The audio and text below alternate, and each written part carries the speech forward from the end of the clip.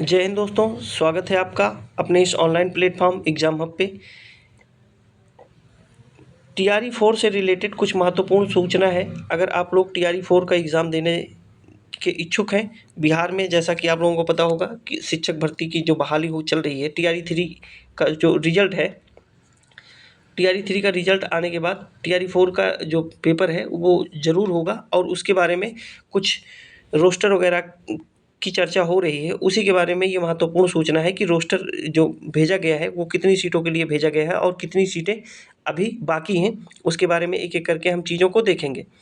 तो ये जो महत्वपूर्ण सूचना है उसके बारे में हम लोग चर्चा करेंगे। क्या कह रहा है कि बिहार शिक्षक भर्ती बीपीएससी टीआरई के तहत टीचरों के 39,000 शिक्षक पदों पर रोस्टर भेजा गया है। रोस्टर भेजा गया है कितने पदों पे? 39,000 जो पद हैं अभी रिक्त हैं उस पे रोस्टर भेजा गया है। ये किस क्लास की बात हो रही है? तो ये जो है माध्यमिक और उच्च माध्यमिक की बात हो रही है। माध्यमिक और उच्च माध्यमिक विद्यालयों में 39,000 पदों पर रोस्टर भेजा गया है और रोस्टर क्लियर हो गया है। और कुछ महत्वपूर्ण बातें हैं इसमें, प्राइमरी, जूनियर, टीजीटी, पीजीटी सबकी बात की गई है, उसी के बारे में चर्चा कर रहे हैं हम लोग। माध्यमिक और उच्च माध्यमिक विद्यालयों में 39,000 पदों पर रोस्टर भेज दिया गया है और ये रोस्टर मिलने के बाद इसमें कौन-कौन सी सीटें हैं?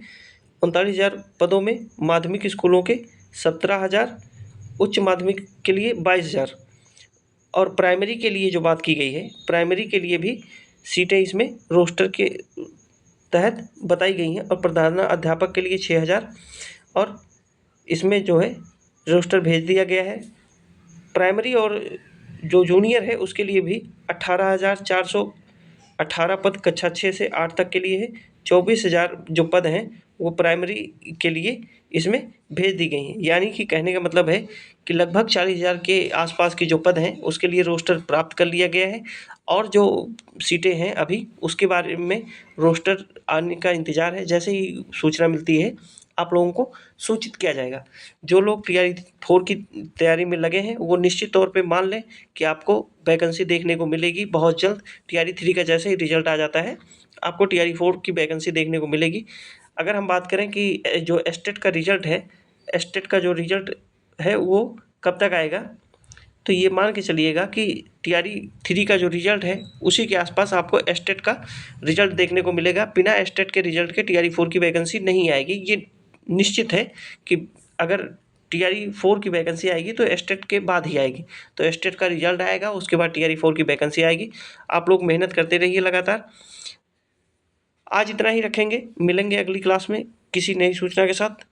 तो आप लोग भी पढ़ाई करते रहिए।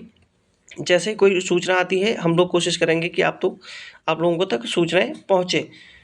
और अगर चैनल पे आप लोग नए हैं भैया तो चैनल को सपोर्ट करिए, लाइक शेयर सब्सक्राइब करते रहिए। आज इतना ही रखेंगे, मिलेंगे किसी नई वीडियो में, तब तक के लिए जय हिंद।